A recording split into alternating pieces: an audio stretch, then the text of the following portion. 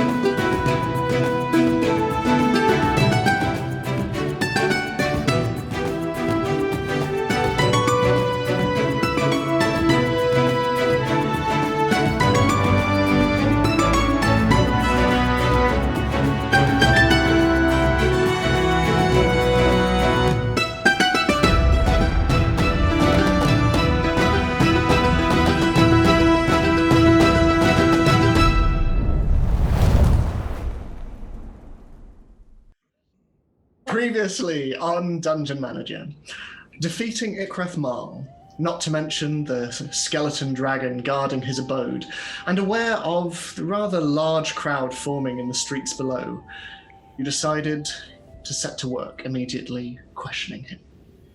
He told you that Laris Fey and the rest of the Ivory Silent could be found within the northern mountain ridge called the Spine of the World, on a peak known as Astilaba's Moor. As for the designs he and Ostafar stole from Candlekeep, they are for something called the Skyblade, an artifact that is simply called Spelljammer. Impossibly old weapons, assumed lost to myth. The stories say that they were airborne ships capable of traveling between worlds and traversing the very stars themselves. And both the First Church and Laris have their own reasons for finding it. And while the First Church remains a mystery, Ikreth says that Laris saved him, and he wishes to save all of them too. Meanwhile, Oriana, you demanded to know where Ikreth banished you during the fight, and he had no idea. She should have been banished to a harmless demiplane, but even that he has little control over. And as for Azil, it is a name he has heard of in myths and legends. A being, perhaps tiefling, perhaps dragonborn, who served a necromancer by the name of Pestis Zalen, a name you have heard before. Achieving godhood, he cut a bloody swathe through the 9 hells and the abyss before retreating back to the material plane, looking for atonement for his sins. Whether or not he yet exists is another matter. Content with these answers, attention turns to whether you should leave him alive. And after agreeing to spare his life, Galifar left, though not before you took the elf's hand. And as the group departed, Terra, Oriana, and Zini, you stayed behind. With the others intent on killing him, Zini, you implored they respect the wishes of the group. He may well present a danger later on down the line, but this isn't the answer. In agreement, Terra and Oriana, you departed, taking some of Ikreth's notes, along with the blueprints to the Skyblade, and some other, assumedly magical items. And as they left, Zini, you warned Ikreth that should he come after you, your group will not be so forgiving. Avoiding the city watch on the street levels below, you made your way back to the slumbering drow, and saying farewell to Mist, opted to leave Waterdeep immediately in pursuit of Ostafar.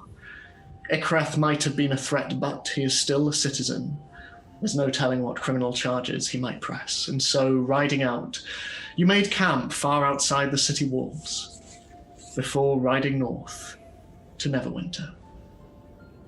And back in Waterdeep, overlooking the chaos of Sea Spire Manor, your actions had not gone unnoticed, as 5 masked individuals looked on, each wearing a 5-pointed star on their armor. They have found their prey, and they seek revenge. But further north, through the wintry regions along the Sword Coast, you all travel, riding your Nith beasts, your rhinoceros, and your demonic steed, moving ever further north along the high road. The journey is going to take 5 days. 5 days of cold wind and snow battering against you. You're going to be moving along the coastline. Something that, Zini, both for the cold and the saltwater air, is something that you are not looking forward to. But over the first couple of days, is there anything that you are doing as you travel, any conversations that you are having? I have a list of things. That's very well prepared, Catherine. Before we start, I just want to say, you were like, but not before taking his hand. Yes! Like, even though I was there, I just imagine, like, just tenderly holding. Enemies to lovers, it's the best trope. I mean, especially with Oriana sort of throwing in the rom-com Take Me Back as well. Like, it was a very eventful ceremony. I mean, he had a lot of chemistry at Questions with everybody, so who knows? I just wanted to pop that in there. It tickled me. So, do you want my list? Mm-hmm. I've just literally written it. So, first of all, I'd like to just ask Scarlett. So I'll think at some point I'll take out. I mean, are we talking about the journey, like moving along? Because this is not practical for actual horse riding. Yeah. So as you're riding, towards your left, the coastline remains on your side, and you can see the Sea of Swords stretching out into the horizon. And every so often, you stop for lunch and to rest your mounts as well, especially in the cold weather. The Nith beasts, very similar to Zini's temperament with the weather, they seem to dislike the cold. And while they are hearty beasts capable of moving at quite a pace, and indeed Ruddigan, it takes him quite a bit of effort to keep up with them. They do slow down at various intervals, and they do need to stop and eat the rather large quantities of meat that you have to procure for them in the surrounding areas. Okay, so on one of these breaks, I will just start looking at the things that I picked up in Ikreth's office, and I'll take out because we did look at some of the objects, didn't we? Because there was a scroll, which we know what it does, right? Yes. And then there were some other things. Yeah. So there was sort of perfectly spherical black orb made of stone that seemed to give out no reflections, and there was a small golden necklace which seemed to be hands holding a red gem. Scarlett, are you able to tell me if these do anything? give it a go. I won't lie, it's not something I've ever focused my magic on previously, but I did notice we were spending a pretty penny in the cities we visited, paying others, so I have taught myself a handy spell that should take 11 minutes to identify any magical objects. 11 is obviously a very magical number. Okay, well that would be great. Are you going to do it now then? I look around. Certainly, I suppose. I mean, there's not a lot to do at the moment, and I'm afraid the weather means that scouring the environment for edible goods is rather less fruitful than in the other seasons. Okay, well here's an orb and here's a necklace. Wonderful. Also, I don't know if I'm remembering correctly, but you also are in possession of the blades that you took from Eli, I think. Yes. So this is an opportunity to do that. Who as has well, if you'd like those? to. I have one of them. I can't remember. I think it was the magical one. He had two. Yeah. Did I took one of them. I didn't. Does know. Oriana have the other one? You helped me hold him down, didn't you? Ori? Yeah. I like the mental image of just Scarlet offering to do like one, and then everyone just takes out the random magic. I was thinking that. It's like, oh, why did I agree? I was thinking that, where Scarlett's like, yes, 11 minutes. I'm 22, 33. Ed, do you remember do you have the names of the daggers? Because I know which one. If I hear it, I think I'll remember which one it was. So you, Dal, took the smoking blade. Yes. And then I've not noted down that anybody took the other one. And Ori took it, if I'm not mistaken. Okay. Because either me and Ori holding him down, or it was me and Terra. But if I didn't take a dagger. yeah, if you didn't, then it must have been Ori. I have a very complex and well-managed inventory. I mean, Although I haven't checked. I'm looking at my inventory: rum, vodka, goose feather pillows, some cookbooks. No, doesn't really fit in my repertoire. Well, for expediency's sake, whoever does have that dagger, It just appears. For the sake of expediency, it has no magical properties, but it is beautifully crafted, and you imagine would probably fetch a pretty penny on the market. But so, are you, Scarlett, spending over half an hour identifying all of the... Exactly 33 So, taking these items in hand, and the rest of you wait around and take the opportunity to sort of take a rest, feed your mounts, and go about any business that you might have, in which case we'll get to that as well. But over the next half hour and 3 minutes, Scarlett, the round stone that fits in your palm and is quite weighty, and as you focus on it, and occasionally you have to push Juliet away as she just comes and at one point just licks its surface and just goes and walks off and buries her head in the snow. You understand that this stone seems to have the ability to bend luck itself. It grants whoever holds it, whoever carries it upon their person,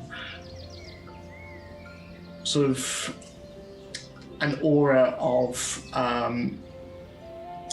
positivity and an aura of luck, essentially. And in mechanical terms, that means it gives a +1 bonus to ability checks and saving throws. So that is the first one.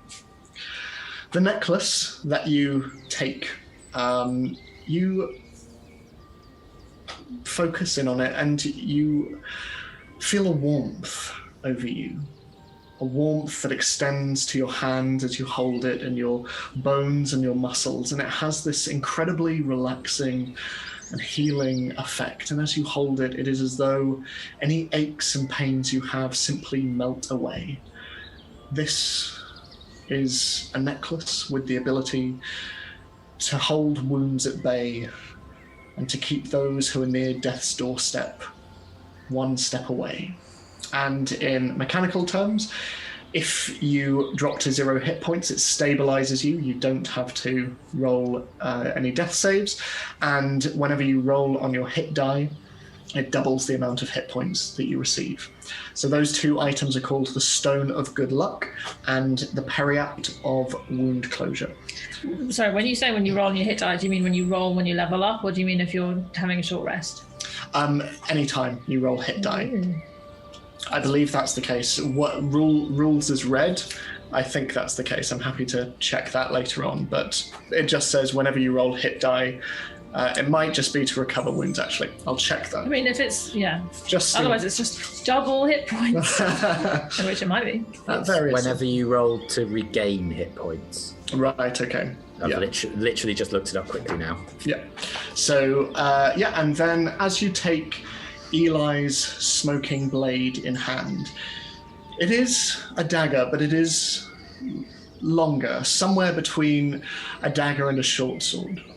And as you focus on it, and this strange, smoking, mystical energy that sloughs off it, you focus in on it, and you get the impression that, were you not holding on to it, this blade could easily jump from one part of this clearing to the other, and the other, and the other. And in mechanical terms, it gives a +1 bonus to attack and damage rolls made with the weapon. And as a bonus action, you can cast a Misty Step from the blade, a number of turns equal to your charisma modifier per long rest. That's so cool. And in addition to that, you can expend one of those uses to attack a creature up to 30 feet away from you. So you make the attack roll against them. The blade shifts out of your hand and attacks them 30 feet away and returns to your hand at the end of the turn. Sorry, in terms of the Misty Step, the amount of times you can cast it, is that equal to your charisma modifier, do you say? Yes, equal to your charisma modifier. I just wrote bonus attack thingy. So those are all of the items, and those are all of the things that you can sense within them. There's a one snazzy blade. Yeah. That'll become very, very handy when I have 4 attacks. Does the dagger have a specific name? Yes, it is just the Mist Blade. That's so cool. Did you make that? I did. That's badass. 10 out of 10 storytelling.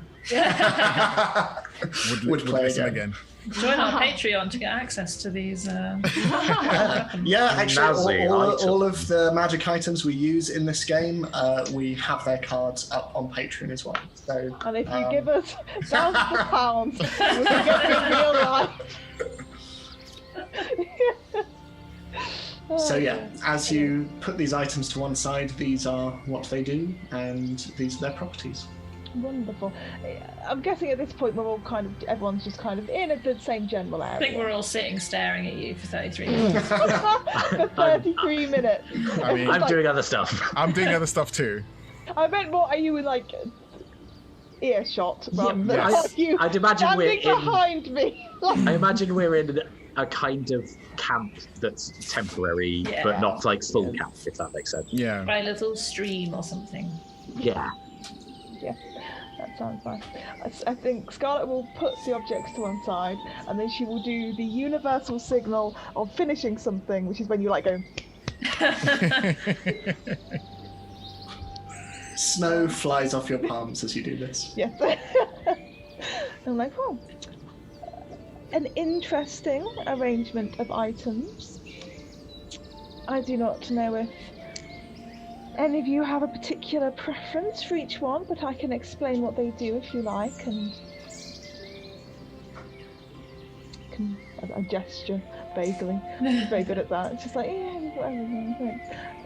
She picks up the stone and goes, well, this stone is rather good for luck, actually.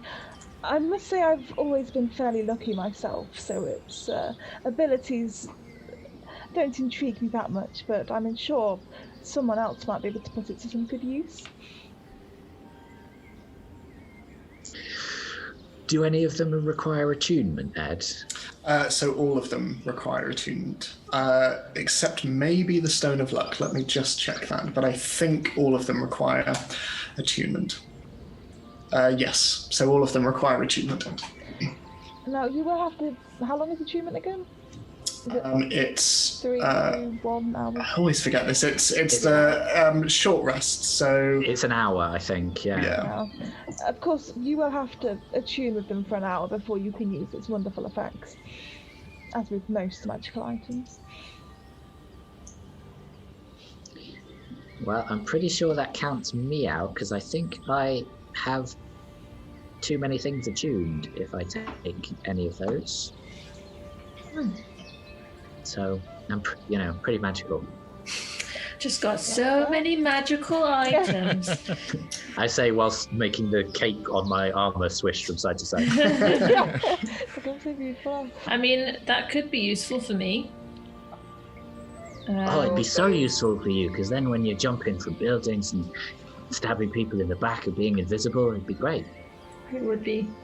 Well, I mean, if no one else wants it. I'm interested in it.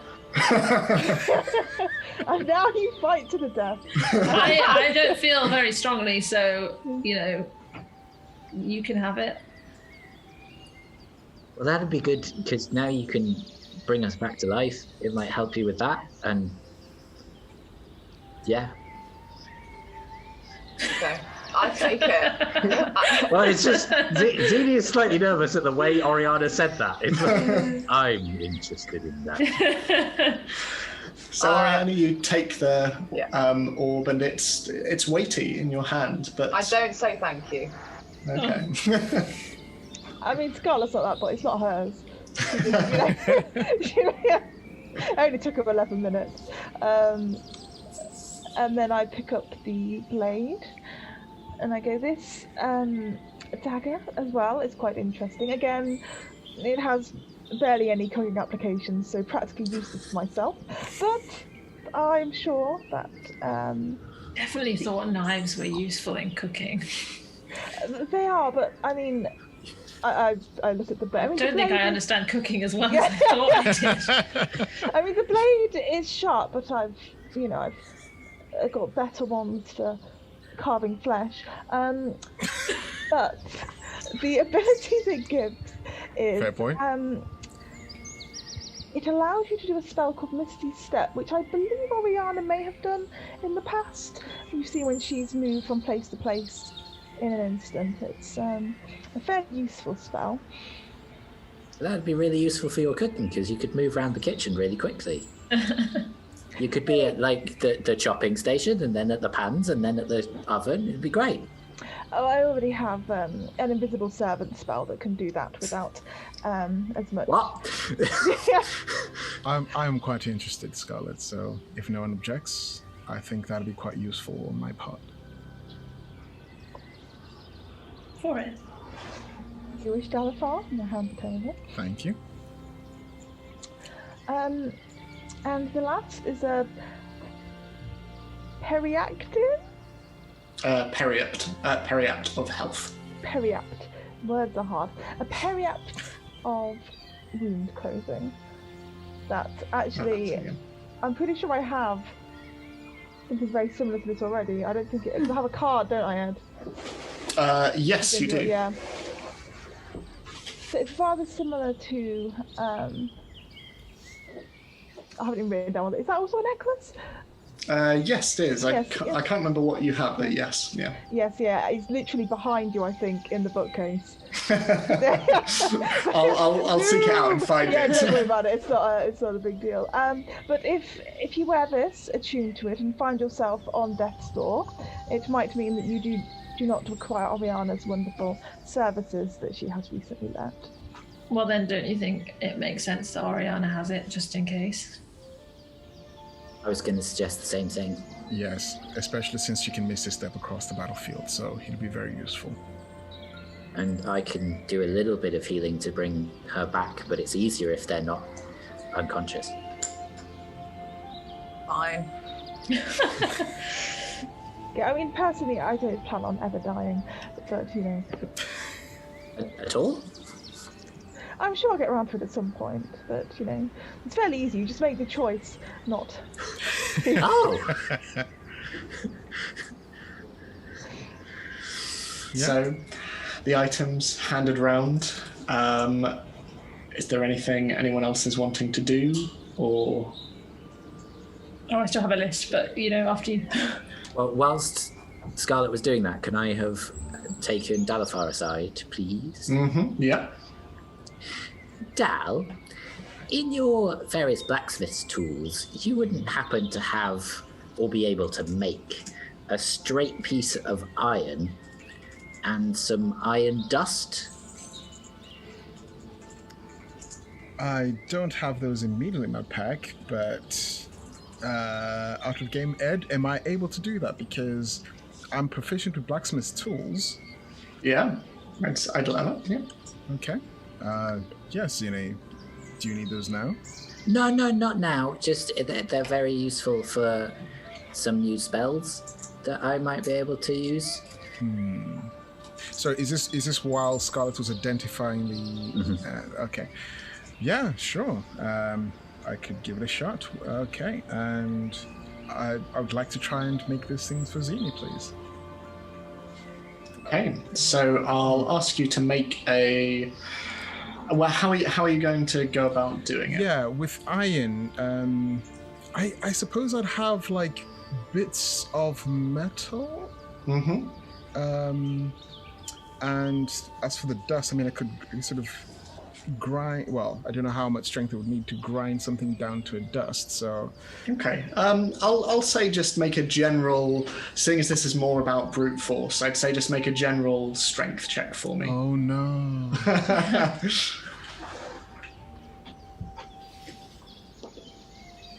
That is a 23.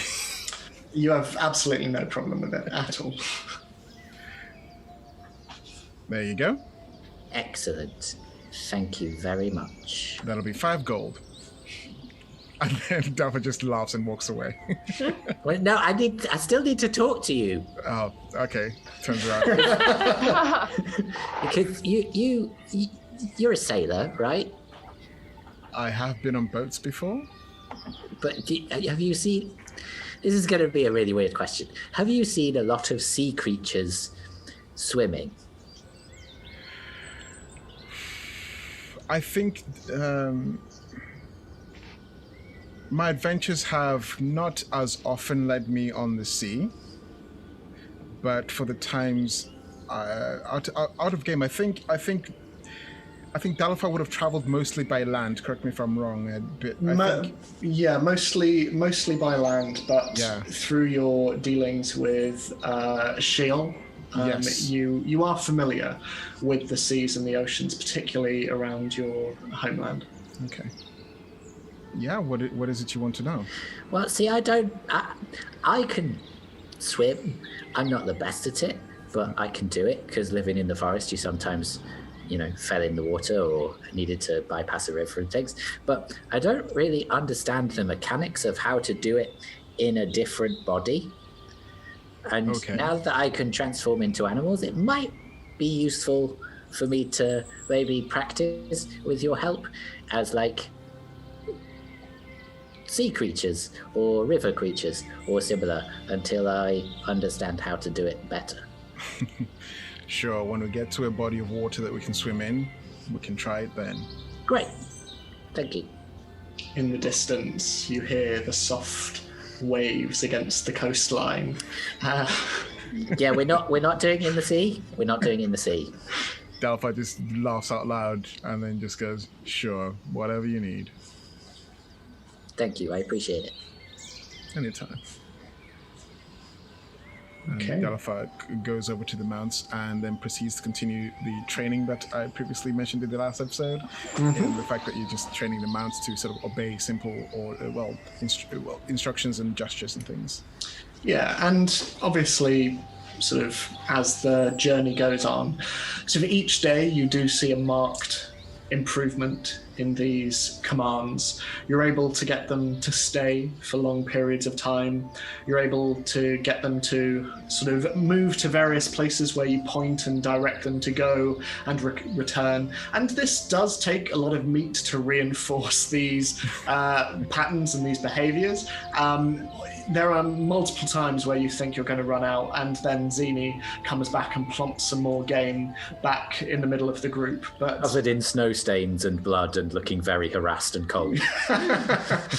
But they appear to obey the commands that you give. And over the course of the next 5 days, you do also sort of associate the mounts with their respective owners as well, and give them sort of enough recognition that they will follow those same orders. Yes.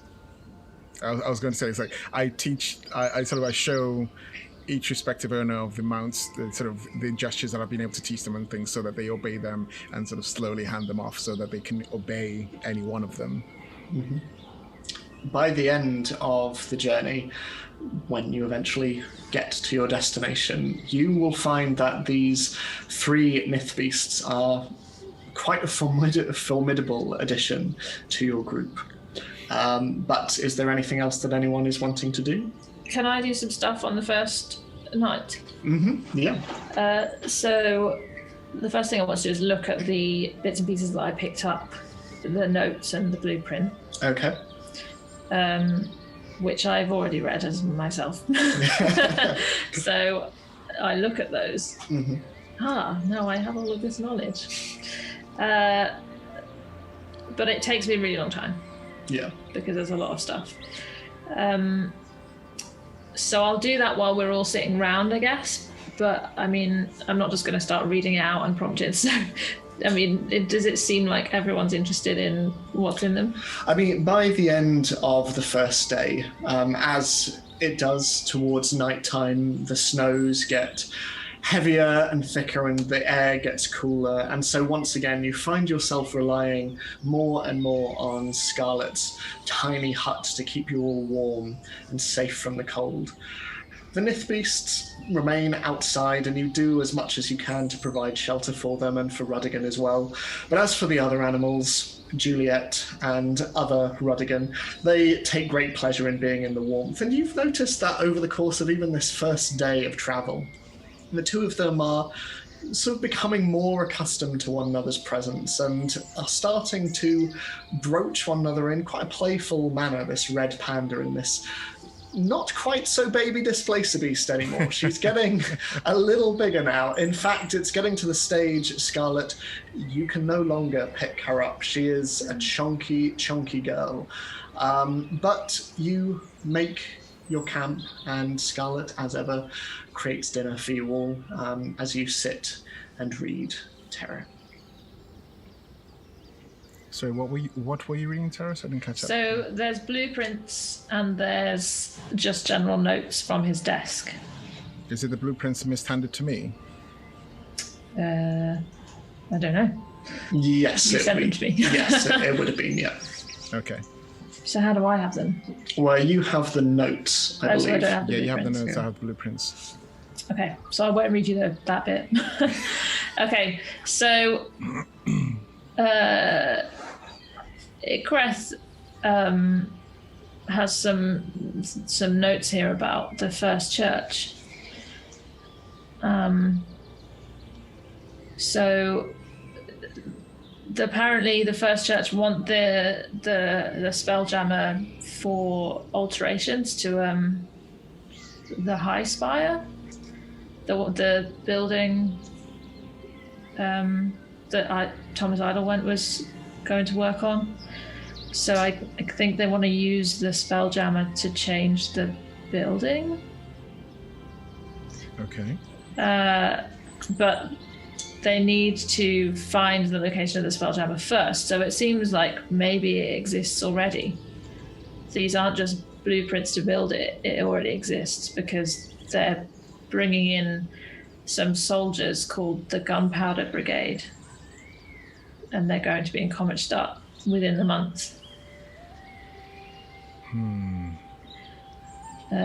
He also wrote some notes about Ostafar. So he said he's going to Neverwinter to meet with Lady Esther Stormlock, who's a noble. And they're going to talk about reinforcements. I don't know what that means. So he said Ostafar's traveling to Kometstadt then to meet the head of the First Church, Supreme Pontiff Alric Hellenbrand. Okay. Sorry, what was that, Jess? Oh, it's a good name. I like that name. that was me. It's kind of, I approve of that name. Yes. Sorry. Then there's some notes about the Ivory Silent.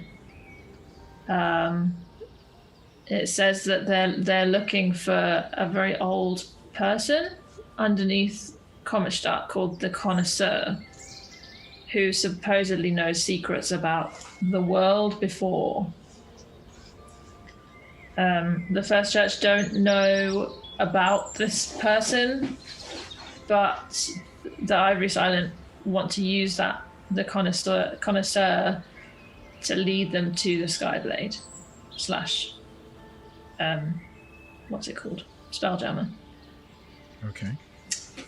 And then there's some stuff about Seaspire Manor. It used to belong to the Harpers, which were an organization, but they were dissolved centuries ago in the aftermath of the Great Reckoning.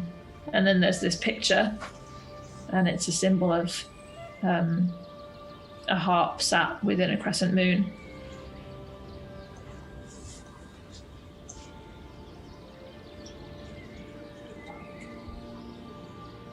Okay. I think, as well as sort of as the evenings go on over the journey, I think I would like to sort of openly in front of the fire, just where everyone is as well. I just want to be able to study the blueprints, so I know the Spelljammer layout off the top of my head. So, looking at it, it is unlike anything that you've ever seen. These blueprints, being a copy, as they are, the paper itself is very, very good, very crisp, very clean, very new. But being a copy, and a magical one at that, being copied exactly from the original blueprints, there are areas where it is muddied and stained and in all respects a perfect replica. But the blueprints themselves are strange. They are essentially this artifact, this vehicle. It is, to all intents and purposes, a ship. It has a hull, it has a bow, it has sails, and it has sails kind of all around it, top, bottom, to the sides. It is strange and would not float in water. But you notice, and Terry, you notice this as well as you look, especially in conjunction with your notes, that the helm of this ship, it is a simple chair that sits above the hull of the ship. And this appears to be of particular interest to Ikrath. There are annotations and notes about its capabilities of steering the ship, its abilities to control its defenses and its offensive capabilities. This, of all of the notes around the blueprint, these are the ones which seem to be the most fevered and the most intense and detailed. Okay. Do I also see these notes that I have here? You do, yes. Okay. So it looks like Ostafar doesn't know that this copy exists. This copy of the Spelljammer? This copy of blueprints, yeah. Because he has the copy that Ikrath gave to him. But it looks like Ikrath made a secret second copy. Doesn't surprise me. So, would it be right to assume that the First Church and the Ivory Silent aren't together on this? They're competing for it. Does sound a bit like that. I think when something is this powerful getting into the hands of the Ivory Silent, I don't think they'll pass that up. So we know what the First Church want it for, well, roughly, but we don't know what the Ivory Silent want it for.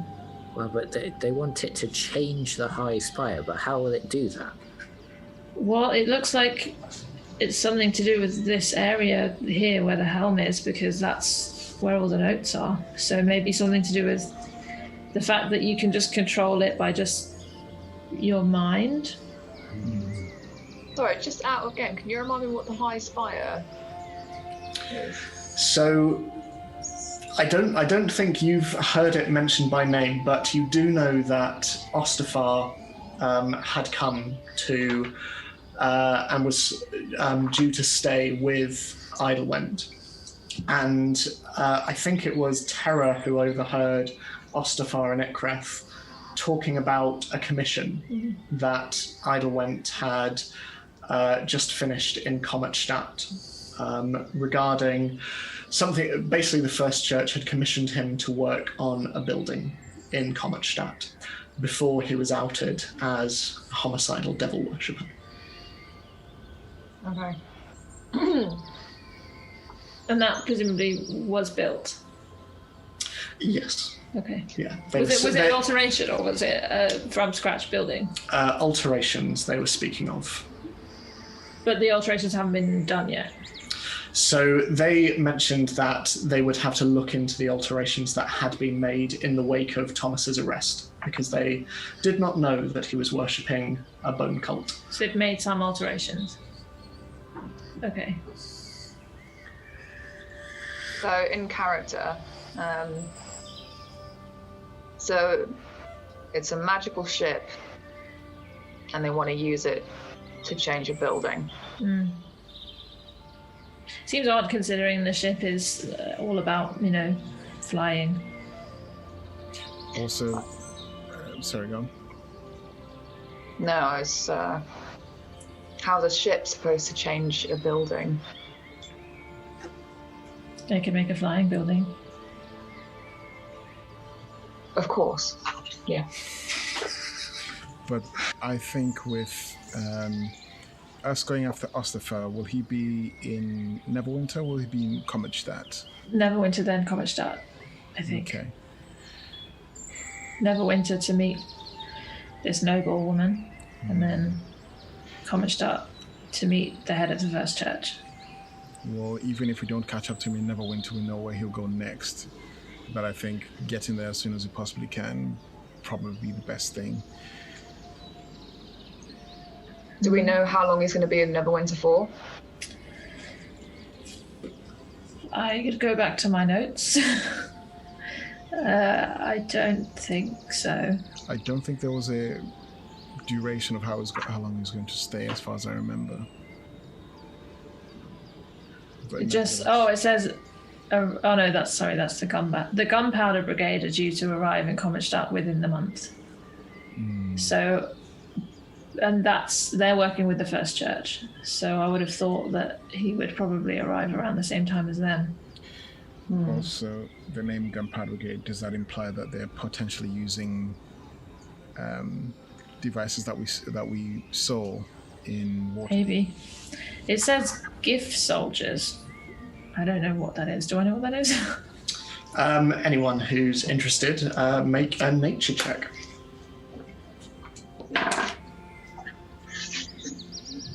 Nature.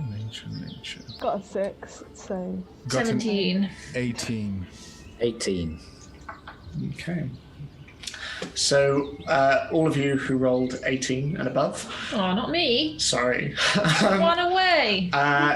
You have heard stories, though never seen them confirmed or indeed witnessed them yourself, of creatures that are rare, incredibly rare, particularly in this area of Faerun. You've certainly never heard of the Gunpowder Brigade, but you have heard of creatures that are akin to anthropomorphic hippopotami. They are incredibly militaristic, and they tend to keep very close to one another. That is pretty much all you know, but you know that sightings of them are few and far between.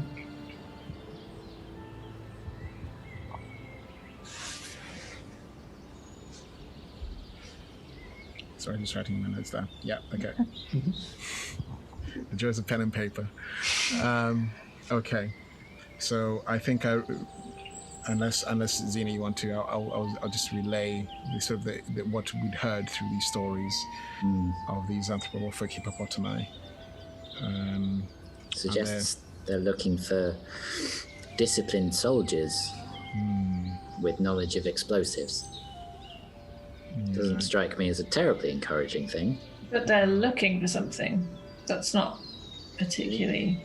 Well, but if they're... Presumably the gunpowder might refer to weapons similar to the ones that we've come across, but if it can blow things up, they might be digging. Potentially true. I mean, where else would you hide a giant flying boat? Than underneath a relatively new city. Potentially. And Like the High Spire, you mean? Well, I don't know. I was thinking, well, Comet Stat's relatively new from what I know, and it could be built on the crash site or a burial site of this Skyblade, or... Would be a great way to hide it, like you said, because if you can hide the burial site, the crash site, or the site of this discovery... Wait, isn't Comet Stat a floating city? Is it a floating city? It is. So you heard from Madame Lulu that it is a floating city. We did. So either it would be hidden under the floating city, as in floating city here, burial here, or it's inside. It's inside. Yeah. And it's how it's floating. Heads here like going, oh, that's such a cool idea. Furiously rewrites. So I think you may be underestimating Ed there. I think he may have already thought of it. I can't believe you're going to destroy a city. Oh well. Can't wait. Yeah. So I think we should potentially get ahead of this as soon as we can, because if this turns out to be true, a lot of people could be at stake. Regardless of that, from what I have experienced, but someone would need, if it's keeping the city afloat, someone would need to be doing that. By what I get from these blueprints, you need someone at the helm. In the helm, yes. Have I ever heard, or do I know anything about how Comet Stat stays? Sky. Make magic wise, that sort of. Yeah, make a history check for me. Not as good as my Arcana, but fair enough. Okay, I mean that's like an 8, so I'm gonna guess that's an 8. Yeah. So you don't know specifics, but from your time, your quite substantial time living in Neverwinter, you would know rumors, and you would certainly know the myths and stories that are associated with the city. You know that Kometstadt, it is a great interconnected city, and it is actually not one. It is not one metropolis, but it is actually separated over numerous floating chunks of rocks and stone. And it is rumored that these are leftovers from the battleground of a great war between storm and cloud giants, the remnants of a once vast mountain range. And the story goes that Anam, the All-Father of the giant gods, tiring of the petty squabbles between his children, brought his palm down upon the land and shattered the mountains themselves, and to this day they have remained floating in the sky, towering meteors forever suspended between the earth and the clouds. Whether this is true, you do not know, but all you do know is that it was populated more recently. It is quite a young city, but once these large chunks of floating rocks were braved, it wasn't long before artificers from Neverwinter, sailors from Luskan began to descend upon the area, and especially considering its proximity in the sky high above, it became a place of incredible wealth. Lots of very rich merchants traveled there.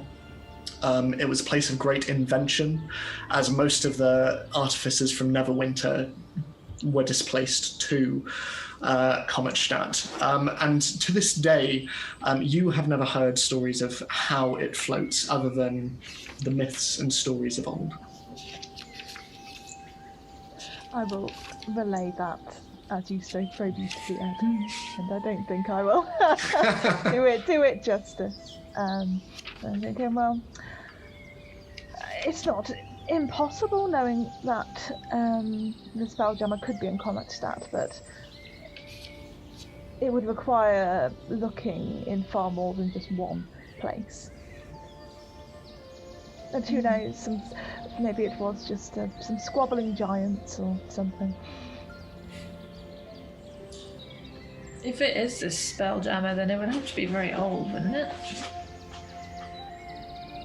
The Spelljammer would, I mean. The blueprints were in Candlekeep, so they might have been there for quite a long time. I mean, it could be that a floating city is merely a good place to hide a floating ship. The two don't need to cause one or the other. True. Yes. What was that lady's name you mentioned that Ostafar was going to speak with? Lady Esther Stormlock. Stormlock. Ed, from times in Neverwinter, I assume I would probably know the name if she was a noble. You do, and you would know that she is second only to Lord Neverember, who rules over Neverwinter. And you would also recognise the name from the meeting that Terra, Oriana, Dalafar, I think just the three of you infiltrated. She was one of those present at Waterdeep in the meeting between Ostafar, Ikreth, Porteous Brecht, along with other nobles. Did she speak at the meeting? She did, yes. Did she support the killing of the other person? She was shocked at Ikreth's murder of one of the nobles present, but she seemed amenable to what the First Church were proposing, namely supplanting the Lord's Alliance. So, what do we know about Neverember and Neverwinter's sort of relationship with the Lord's Alliance? Is that a question to me, or yeah? Make a history check for me. Lots of histories and natures in this one. Oh, I just got a natural 20 for that. Okay. Which would make sense in character, so it's fine. I got half of that. Yeah. Yeah, 10. So, Terry, you know less about it. Neverwinter is a city that you're not familiar with. You have heard rumours that Neverember and his entire lineage before him, he is one in a long line of Neverembers, and the Neverember family have ruled over Neverwinter for quite some time. You would know that they, as a family, have always had a fairly contentious relationship, especially with Waterdeep, from where they originally hailed. Scarlet, you would know that Neverember not only has a contentious relationship with the Lord's Alliance as a whole and is more with them out of necessity, but you would know that he is an unpopular figure in Neverwinter. He has levied incredibly high taxes on his people. He has pitted various guilds against one another for gold and favors. He is someone who very much defines the worst aspects of politics in Faerun.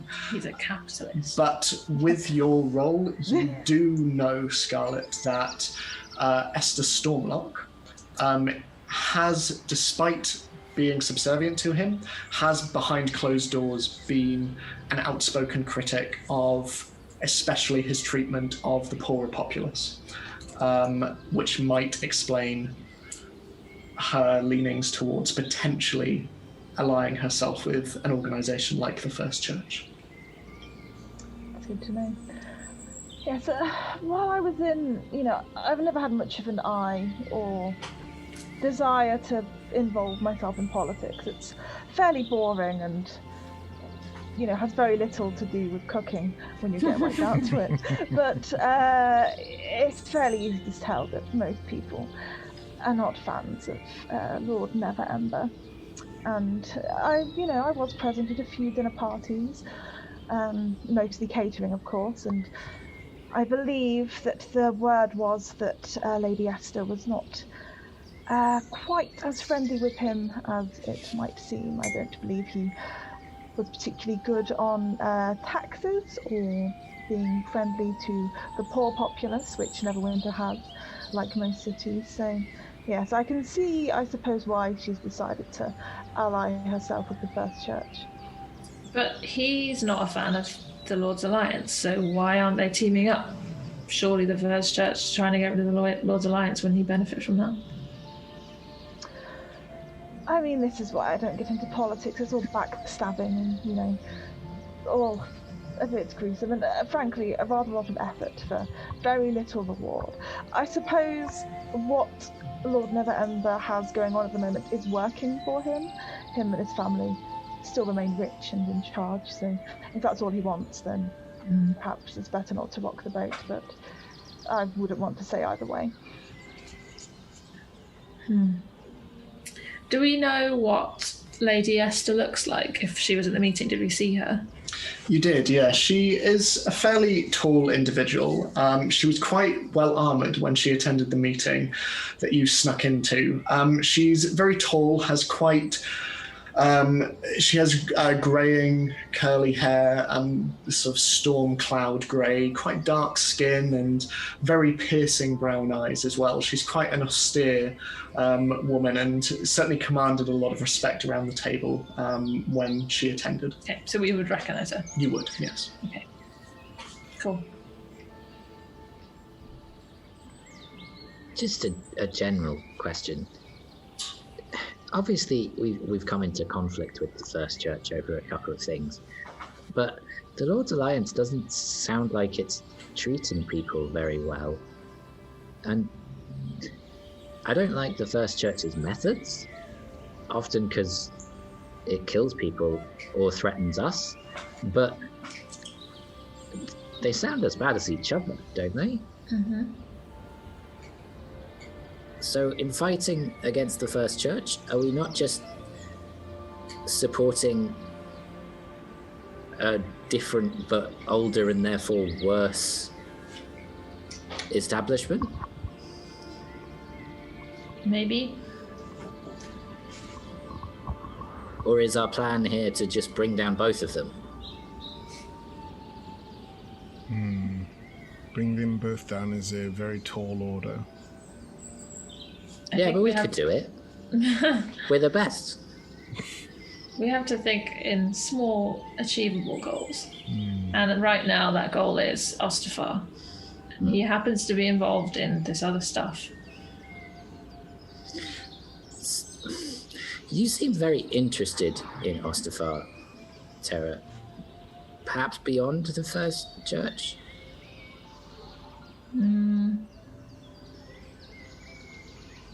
Out of game, I'm just trying to remember what we've talked about so far. So you all know that I am specifically following Ostafar, whereas Dalafar's been following Ikreth. Mm-hmm. So did I give a reason for that? What did I say? You said you were just going to follow Ostafar. I don't think you give a specific reason if memory serves. Did you say that you had a reason, but you didn't want to go into it? Oh, probably. I remember that. I remember you saying that you had good reasoning behind it. Yeah. I mean, that would be enough for Scarlet to go, yeah, sure, let's do whatever. I can understand why for many other characters they'd be like, yeah. Nah, Ariana and Ostafar go way back. Take me back. Best rom-com ever. I am more interested in Ostafar than the First Church. The First Church just happened to be what he's involved in. Do you want to expand on that? Not really, but it's not really for me. It's not really my issue. So you're acting on behalf of someone else? Sure. Someone with a white raven. Don't know who the White Raven belongs to. But you've seen it, and Yeah, that's how I communicate. And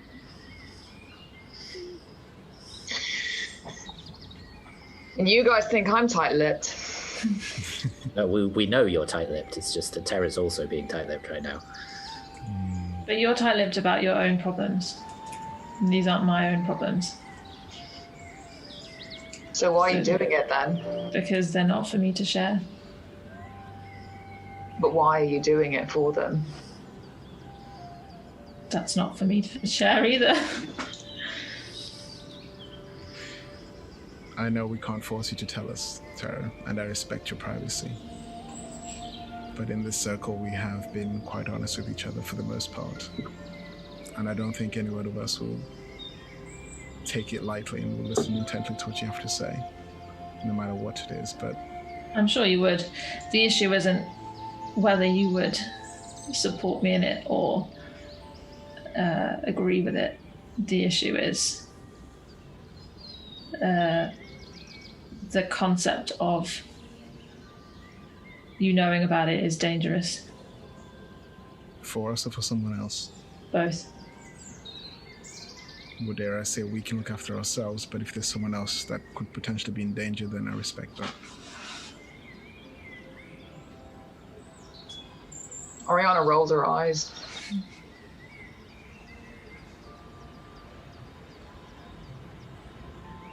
I trust your judgment, Tara, on this and many other things, so... Are we done with the questioning? It was merely curiosity and a friendly ear. Well, believe me, if it wasn't, not allowed, then I would share. Well, I'm sure you have your reasons, so whatever.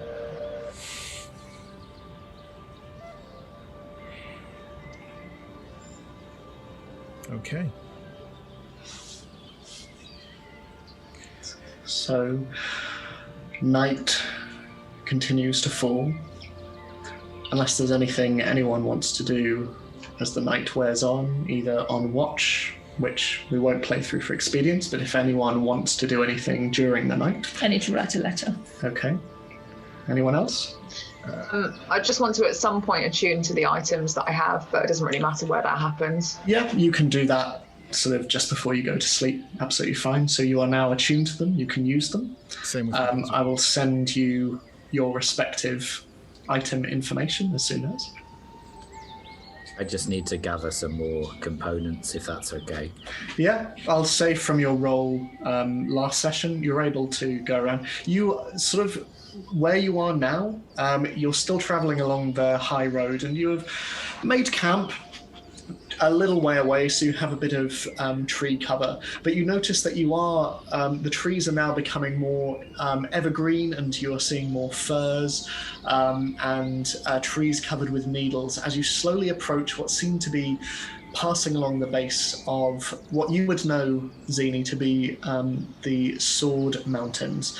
A long range of mountains that moves across the Sword Coast further north. But you're able to find the other items that you're looking for. But yeah. Cool. Are there any oak trees among those fir trees at all? There are kind of further away from the base of the mountains, yes. Certainly during the day as you were travelling, you would have passed at one or two. Great, cool. I shall note off the components that it makes sense for there to be around, if that's okay. Yeah, of course. During the sort of my watch over the next couple of days as well, do you say, okay, so terrain logistics is what I'm looking for, really. So we're going down one of the main roads, and yes, there's is it full of trees and foliage, or is there sort of patches and stretches where there's sort of clearings and whatnot? It's very flat. So the high road goes along the edge of the Sword Coast. So for the duration, you just have the Sea of Swords to your left stretching out, icy and cold and grey. And there is snow across most of the rest of the horizon, which makes it remarkably easy to pinpoint both movement and trees and natural markers. For the most part, it is flat with a few inclines of hills and the odd valley. And like I say, after this first day, you will be moving past large mountains. But beyond this, you can see essentially as far as your eye can. Okay. Here's what I would like to do. Okay. I would like to set a. I think I would go to Zini, and I think because I'm very conscious that Ikreth is still alive. On my night watch, I'll be looking behind us to see if there's any lamps or anything, or torches or something that would come towards us following our sort of path. But I would also like to set up a very simple contraption using just wood and stone, which is basically, if you were to step on something, it basically sort of releases a sort of pre-sprung tree or root. And in that case, just I would like it to sort of hurl a stone to a very hollow bark, basically making a primitive sort of bell, if you like, so that if it hits raw bark wood, it's very hollow, creates a very distinctive sound that you can hear quite far away, if that's okay. Yeah, so that would be on the sort of on our path, so it looks inconspicuous unless you're specifically looking for it. Dalifar, are you coming to me to help you with this? Yes. Well, do you have any rope? Yes, I have some rope. Right, so if you just give me 25 foot of rope, I can magically create a snare that's really difficult to see. That would be fantastic. And it won't necessarily create a sound, but it'll ensnare the person who steps into it. I would like to know when someone has tripped it, though. Well, I mean, their cries of distress would probably be quite a good indicator of that. Can it do both? I think I'd probably be aware of it if it's triggered. It lasts for 8 hours, so we could set it for the entirety of a watch. I'd like to do it before we leave, though. So leave. I mean, it's a very. The only thing is that it's a very specific area because it's a 5 foot radius. So, if they do notice it, or if they just don't happen to walk across it, then. Can we set up a few? Theoretically, yes. Because it's not a concentration spell, so I can cast on any given day. Are you wanting to leave it in the morning before we set off, or in the evening? In the morning before we set off. Only because I think Ikrith is very vengeful, and for anyone that might be coming after us, it'd be good to know ahead of time that we are being tracked. Okay, well, I can... If we were being tracked, I'd probably want to hold on to some of my spell casting capabilities, so theoretically I could do 3, but I would need 75 feet of rope because it consumes the rope that it uses. You would have to leave it behind. Which would be the case if we were building normal snares, but the advantage of this one is that it's nearly invisible. Okay. And we have 5 days worth of travel, and we're gonna have to do that every time. Every time? We'll do it on. Okay, so if you're going to set it, let's set it in the places we make camp. But we'll just make one on the 1st, the 3rd, and the 5th night. Okay. So that works, because then I'll get the spell casting capability back the next morning, so... Yeah, so... And just so long as we remember where we've put it and nobody walks backwards, we should be fine. Well, people can start traveling, you can lay it, and then we just join them. Yeah. We'll do that. So the 1st, the 3rd, and the 5th night, we'll set one of these traps where we're staying after everyone is already on their way, just because if people are tracking us, they'll most likely come to where we were. Yeah. And then, hopefully, if it triggers, it'll give us sort of an early warning sign. Yeah. Okay. So, you're doing that. And Tara, you wanted to write a letter? Yeah, so, I mean, for secrecy reasons, I won't read it out. Okay. But I can send you. It's not urgent necessarily, but I can send you what's roughly in it. You can send it to me, yeah. Cool. Okay. So, is there anything else anyone wants to do before setting off for the second day? Not in particular, no. Okay. So, setting off, you continue along the high road on this second day of travel. And just as you have the Sea of Swords on your left, as you continue to ride, you have the towering peaks of the Sword Mountains on your left. Sea of Swords on left, mountains on right. You continue along, and as I mentioned, the trees slowly turn to evergreens and firs, and as you continue, the wind and the snow becomes greater and more bitter. I would like everyone to roll Constitution saving throws for me, please. Jesus Can Christ. as it starts to become more bitter, can I wild shape into a bear to help? Yeah. Is everyone within 10 feet of me? I think I would say you could probably fashion that, yeah? Well, in that case, everyone gets +3 to their saving throw.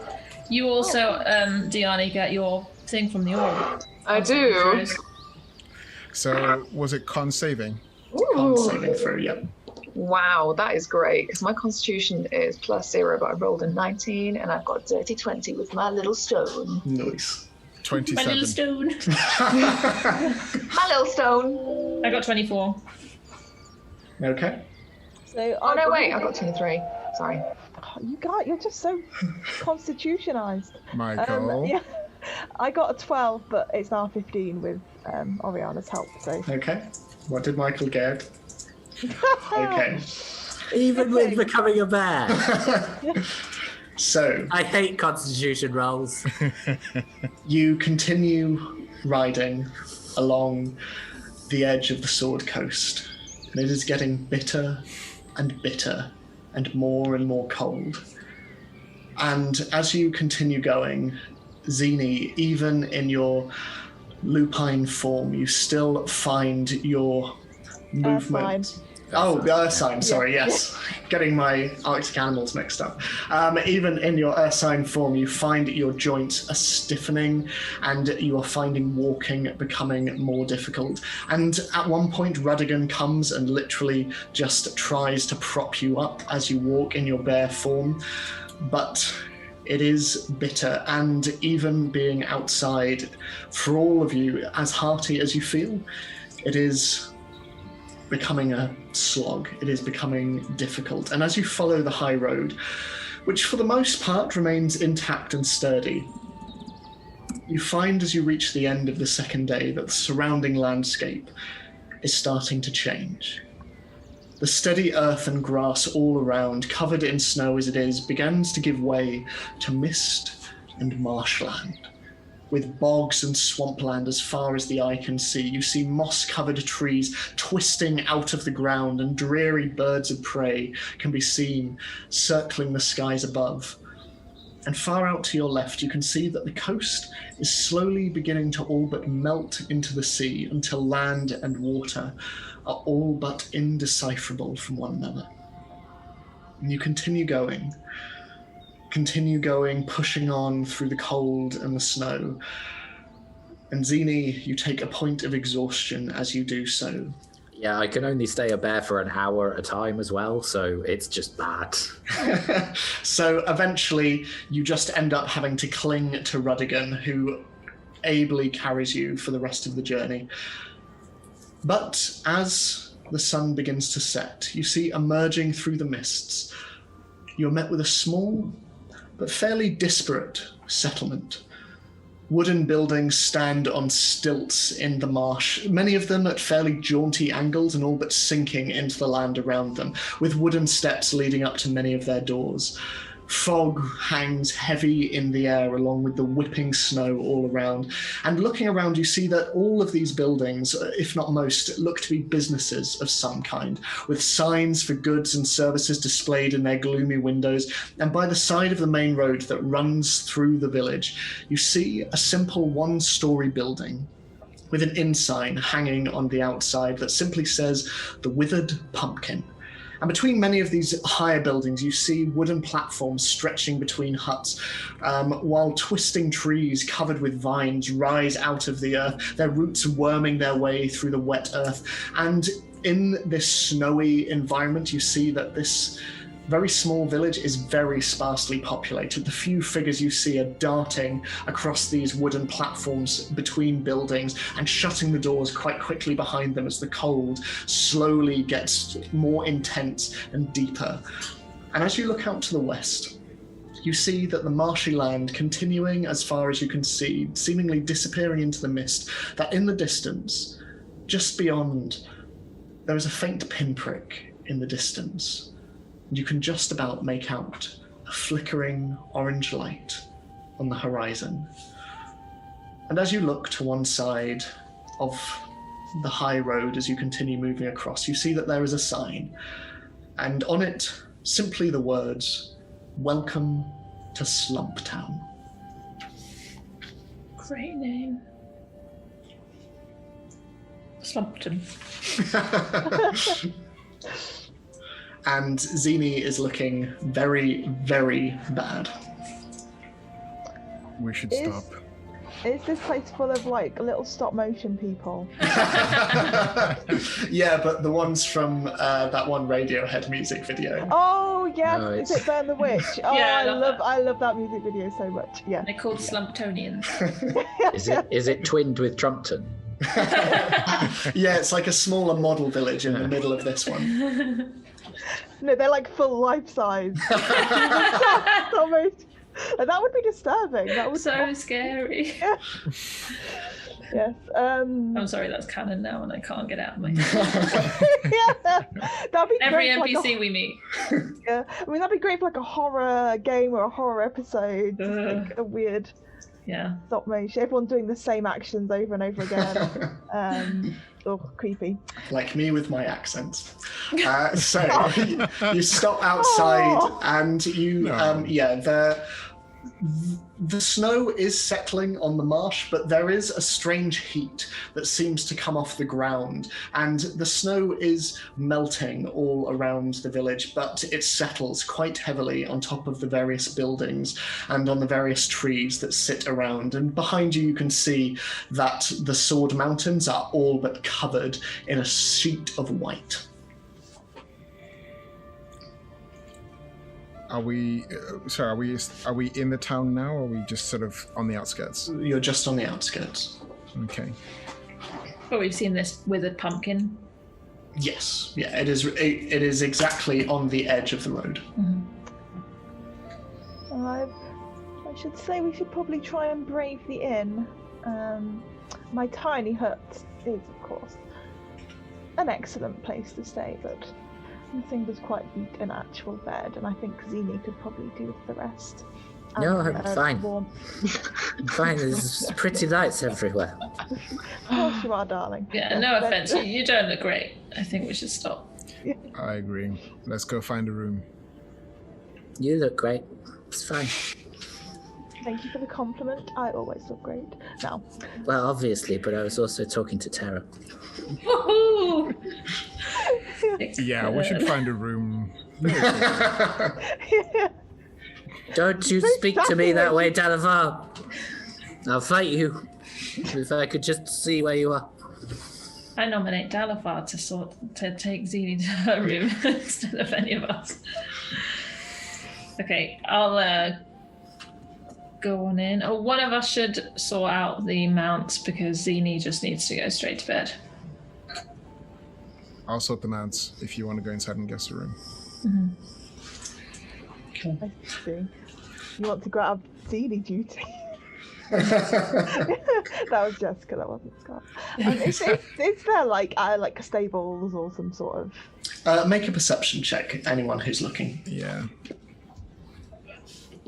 A horse area. This is the horse shed. Wow, I got a natural one, so I'm just like, I want to get in that bed. I got a 15. I look 1 millimeter like to one side of the pub, and I'm just like, nah, I looked. So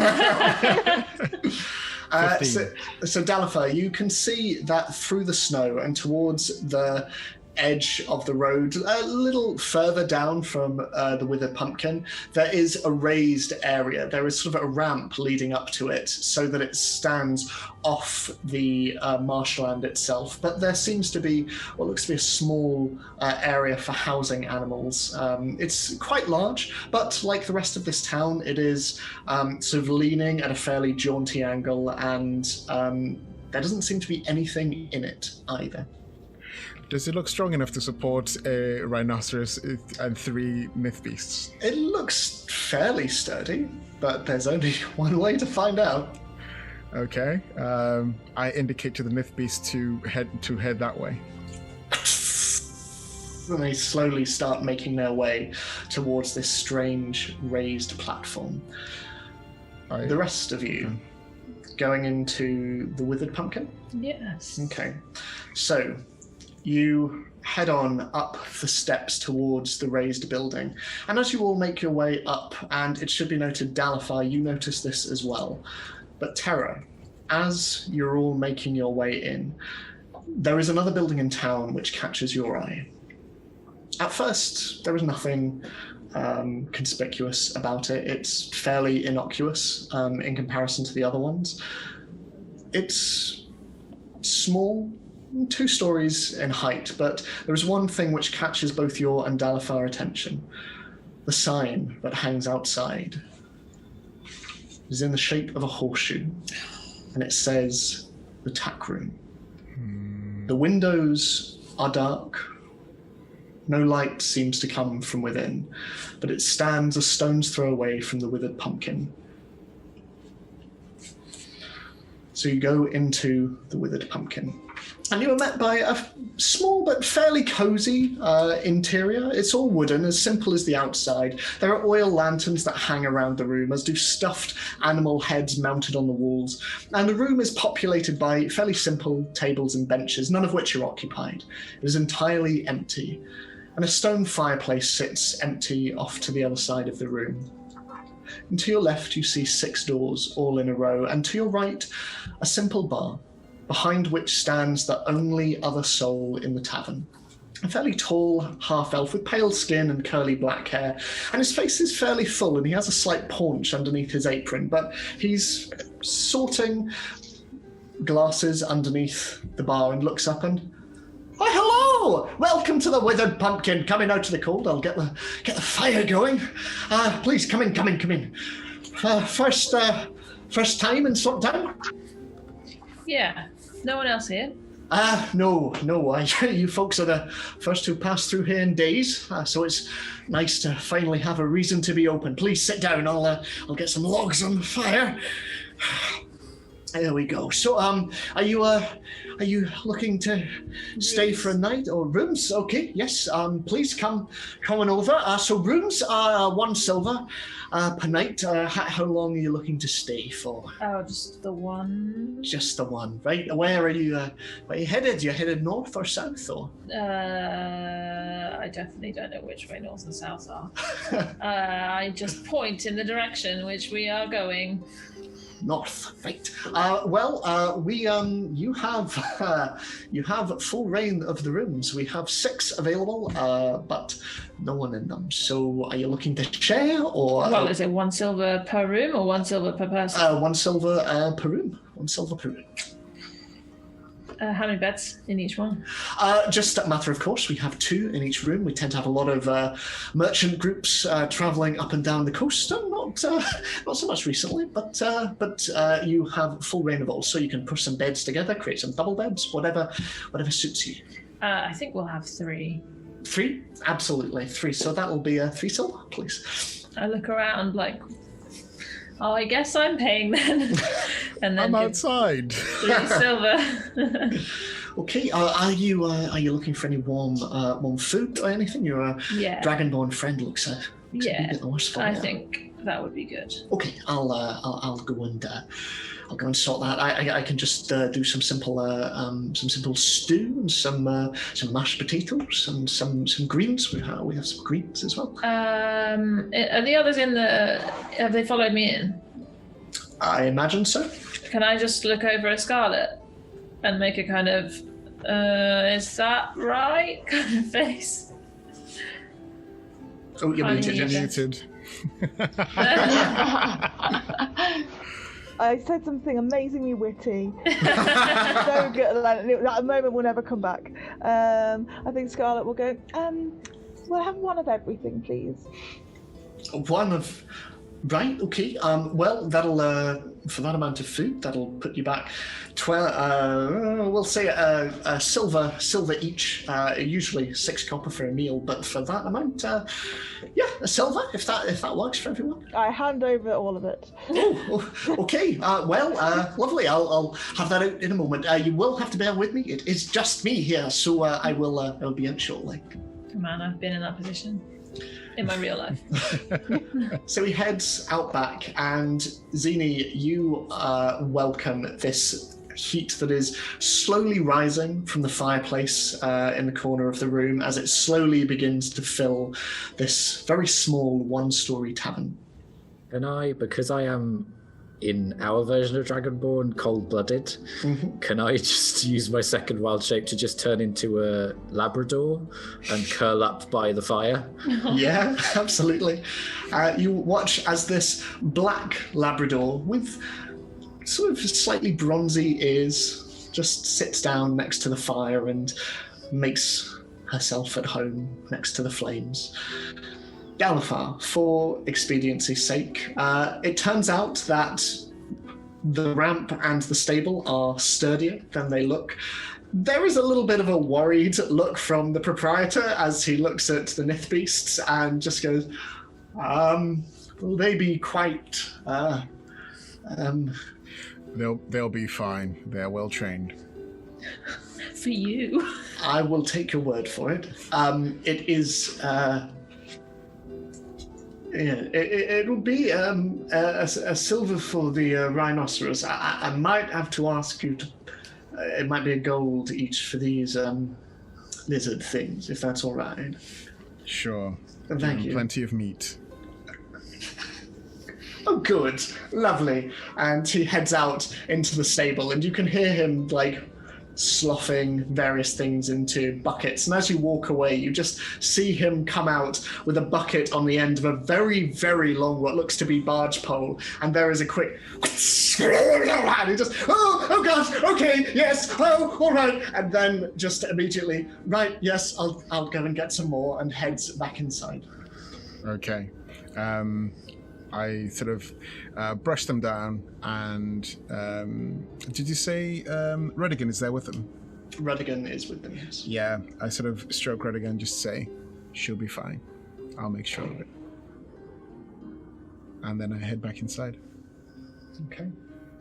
So Dalifar joins you, and eventually your food is brought out by the proprietor, who just simply says, "If you require anything else, please don't hesitate. Frankly, it's just good to have guests again." Yeah, that building down the way with the horseshoe outside. Ah, yes, no, the tack room. What's that? I had thought it was going to be a bit of a sore spot. We've been the only inn along the road, certainly this stretch of road, for quite some time. And when they arrived 3 months ago, they started construction. I was worried that they might be drawing some of our business away. But construction seemed to have finished around a month ago, but they've still not opened. I don't know why, but more than that, no one has seemed to have left or gone in, and You didn't meet the owners. They didn't come and, acknowledge the share of the market. No, they seemed fairly uninterested in our establishment. But I don't know whether they've simply left it empty, or whether they're keeping to themselves, or whether they just upped and left. Because frankly, given the surroundings, we don't get a lot of treat, it has to be said. This town was initially established a couple of 100 years back, I think, and obviously because of the land, it was relatively cheap, and so those who bought it up hoped that they could take advantage of that land, and turns out there's a reason it's cheap, because the buildings keep on falling into the ground, and we have been victim to shifter attacks and wolf attacks and bears and all that kind of stuff. It's not a great place to live, frankly, but maybe they realised that and upped and left. But no, we've heard nothing from them since they started. So I lean forward. Do you think it's legit? Do I think the inn that they've not opened is legit? Do you think it's a front? I don't know. Like I say, I only saw the construction crew, and they all seemed perfectly nice, if somewhat keeping to themselves. But no, I have to admit, I did take a peek in a couple of times over the last month to see what kind of establishment they were running, but I couldn't see anything through the windows. So I don't know. They keep to themselves, whatever they're doing, if they are indeed still there. You're a very trusting person. Well, on the road, sometimes it helps to be trusting, and if they give me no bother, then I'll receive no bother from me. When's the last time you saw anyone in or around it? Like I say, around a month ago. When all of the construction crew left. They left a perfectly intact building, and it stood there, seemingly untouched. I certainly haven't seen any customers go in and out. Which, like I say, I'm glad for, because, we get not much business as it is. I don't know how much longer I'd be able to stay open. It seems very strange then that someone would build another tavern in the same area, which has barely enough business to support one. You'd think so. But, like I say, I'm not losing any customers, so no bother. I just sort of, in between eating and just sort of casually mentioning it in Midani, I just sort of say, do you want to have a look later? I'm just like, absolutely. Whilst that conversation was going on, the Labrador got up and just started drinking the stew that was available. It's very tasty. There is, Scarlet being the food connoisseur of the group, it has a simple, relatively rustic charm. The greens and the vegetables are fairly bitter, and you get the impression, looking at the land around here, that this is probably the best of a bad bunch. You get the impression that nothing particularly flavorful probably grows around this particular area. Yeah, and I'm doing it very shiftily, watching for him to finish the conversation, and then if he looks my way, I will just stop eating, like a person.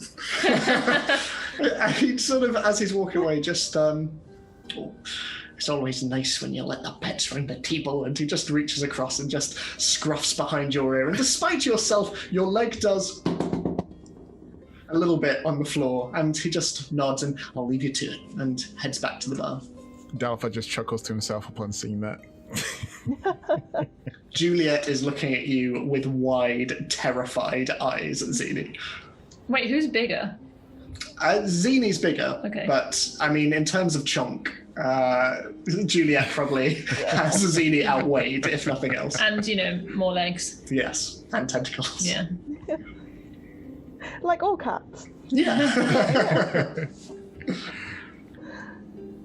I will sort of push Juliet and give her some relevant cat food that she will like out of the display of food we have. She Probably not the appreciates. greens. Yeah. Is it nighttime? Yes, it is now. Yeah. So once the guy what did we get the name of the You haven't asked it yet. I don't really care. Probably not going to leave it in. Once they've gone out of earshot. So I don't know who else noticed, but there's a tack room nearby. I would say maybe we can have a look tonight, but Zini's maybe not. I mean, she's a dog, so we could go during the day tomorrow. I'd rather go tonight and know that we're not in any unforeseen difficult situations. Yeah. Zini can stay here and warm up. Was that an affirmative or? Bark one for yes, twice for no. Oh. Yes, Does yes. your brain become a dog brain when you No, change? it very much doesn't. Yeah. Okay. Right. Well, maybe we can get some rest before we leave. Yes, I should say we'd be able to have a short rest. Indeed. God looks at the camera. Canned laughter. Yeah, it was you. We all like. Coloured vision. I caught up on that actually. Very much liking it. Poor Bettany. It's a very good comedic actor. He's, I know. he's fantastic. I was watching the first episode and was like, who knew? And then I was like, oh, I knew, because the Yeah. first thing I saw him in was A Knight's Tale, obviously. He was such a good Chaucer. The only Chaucer. The only Chaucer that exists. But anyway, yes. That's what I said. Okay, so let's have a short rest, and then. Is it an hour Someone a short of us rest? can We go. literally had this conversation. Yeah. An hour. Yeah, if it's an hour, then my wild shape will have faded, at which point I will be exhausted again. Because Oh, you're not exhausted when you're in wild? No, when you take on a wild shape or you polymorph, then the body that you're in loses any exhaustion. Well, let's go now. Well, but the thing is, I can't communicate that to you because I am a dog. And But also, Why? Do I know anything about? You could absolutely do that thing where dogs try and lead you somewhere, though. I could, but I'm imagining that the exploration of this place might take longer than an hour. Yeah. How long does exhaustion take, by the way? When do You have to sleep it off. Yeah, you have to have a full long rest. Yeah. Long rest. And what are the repercussions of first level exhaustion? Disadvantage on ability checks. Okay.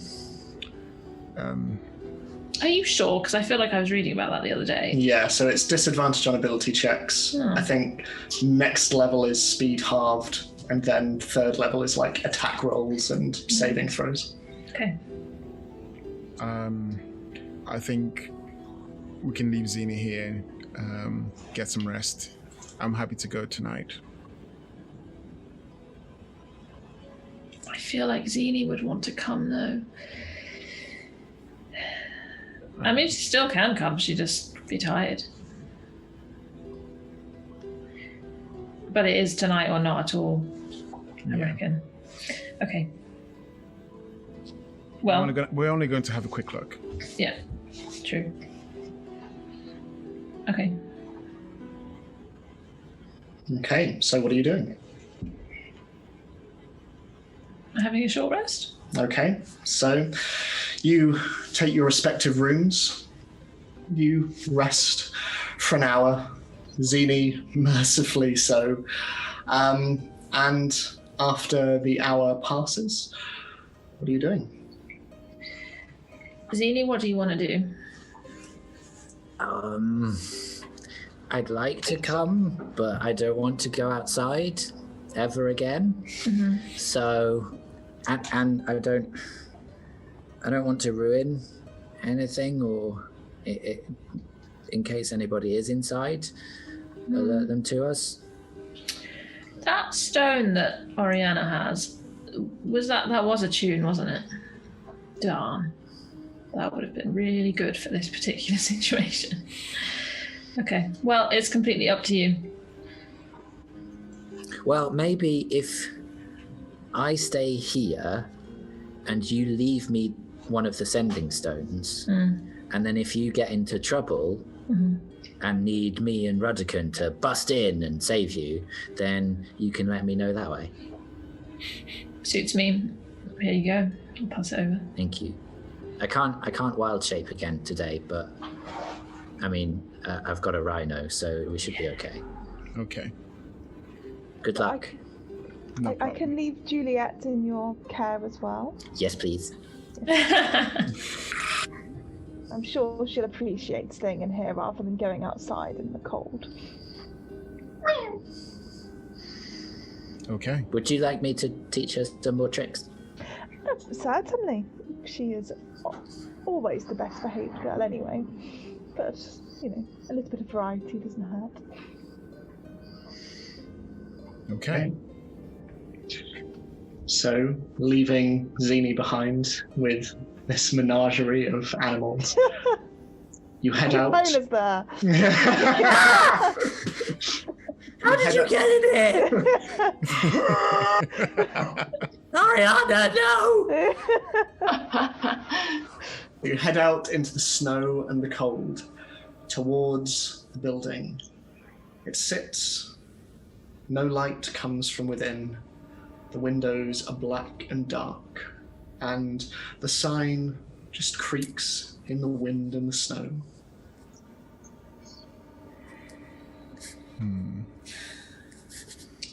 Shall we try the door?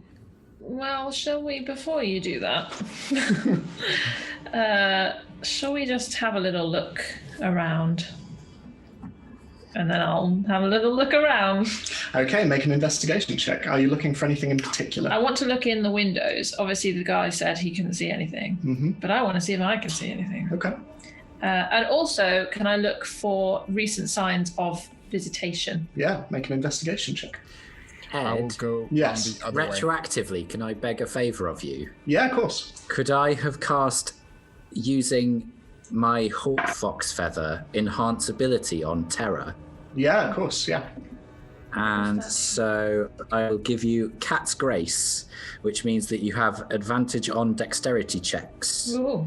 And you also don't take damage if you fall 20 feet or less, as long as you aren't unconscious or incapacitated. Nice. Thank you.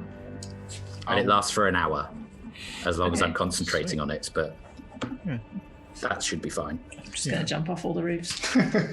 Um, As Terra goes one way, I would like to go the opposite way and do the same. Look for any kinds of disturbance, visitation, but also entrances and whatnot. Okay, so I'll say if you make a survival check, Billy, while Catherine makes an investigation check. So 21 for investigation. 21, okay. 13. 13. So looking around Dalafar, it looks as though the only foot traffic that has passed here has been just that, past the building. And what little foot traffic there is sort of consumed a little bit by the very boggy ground on which you stand. And you do find, especially in your heavy armor, probably not a good idea to stand in one spot for too long. So you find yourself moving about quite a bit. Tara, as you survey the general area, particularly the entrance and the windows, you find that for a building of commerce, there is next to no signs of entry or leaving around the door.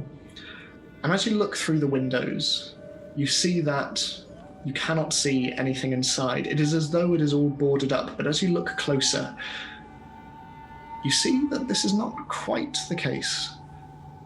For whatever is covering the windows, however thick and tangled it is green. Bright green? Fairly bright green, yeah. Like goo? Hard to tell. It's not looking good. So what, have we found any entrances other than the front door? Just seems to be the front door, looks like. What kind of windows? Glass ones. They're glass ones. Openable? Openable windows, or? Yeah, from the inside. Okay. I'll head back around to the front. Mm-hmm. Same. Will you try and say something, Jess? I can tell. Yeah. Sorry, I didn't want loads of dogs barking, as it wouldn't have been very... Obviously, it had been before when Zini was a dog. That would have been very helpful. But the dogs decided to bark when there were no dogs present, which would have ruined the ambiance of everything. Scott goes, so how did it go? Well, there's no sign of business inside. There is a strange... The reason I can't see in the windows is something green. I don't know what it is. It's green. Like a plant? I don't know. It's green. I don't know. How mysterious. So we can only get in via the door. Yeah, I'm smashing a window, but it's probably not my preferred way. Okay. Let me try something. I will ponder a moment, and I would like to cast Unseen Servant. Okay. Which gives me an invisible servant that can do any simple task, basically, that a human servant could do. You notice as next to Scarlet, in the wet mud, 2 footprints just descend next to her. Yeah. Now, I can mentally command it, but I will verbally command it because I'm with other people. And could you try opening the door for us?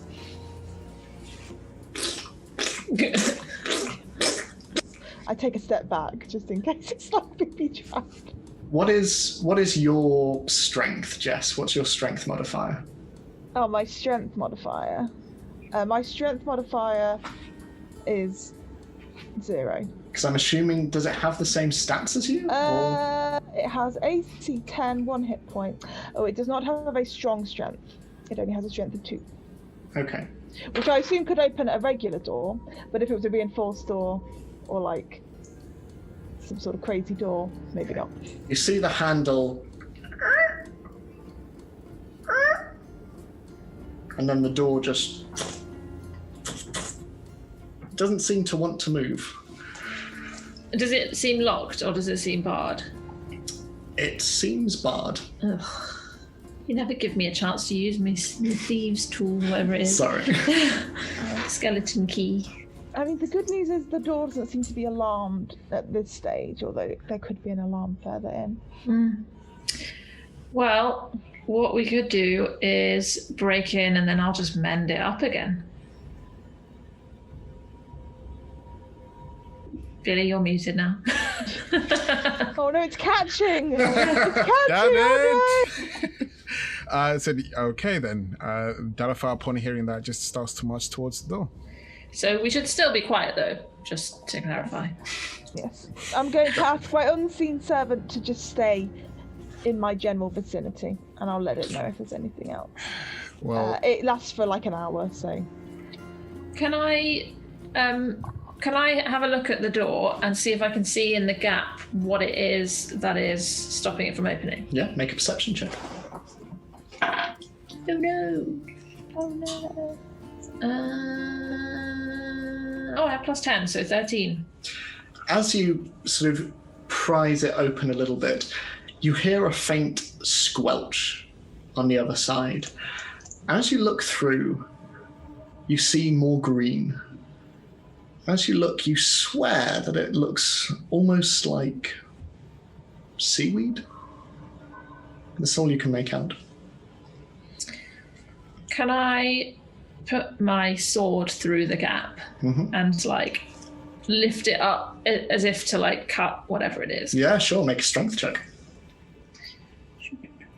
Upon seeing this, can I help her do that? Because obviously she's trying to lift what I would think could be a barred thing on the other side. That would be useful. Yeah. So yeah, if Catherine, you roll again, so just advantage. Yes, natural 20. So you bring your sword through, and bringing it up, there is a, and you hear as what sounds to be like plants fall to the ground, and the door slowly creaks open. Ew. And the inside of the tack room is opened to you. Does it... Sorry. I was about to say, well, pick up there next week. I was just going to say, does it smell? It smells very bad. Okay. Oh, And that's where we will... have to wait. On that cliffhanger. We will be back again, same time, same channels, not same week, next week. We'll be back next week, but we'll be picking up where we left off. In the meantime, thank you all so much for watching. Feel free to subscribe to us either on here or on YouTube. Check us out on iTunes, Twitter, Instagram, Spotify, Podbean. I've mixed all of those up. And also check out our Patreon as well, where we will have lots of lovely magic items, maps, and stat blocks for things that have been and things that may be coming as well. But we will see you next week. We love you very much. Stay safe, and yeah, we love you. Bye-bye. Bye, everyone.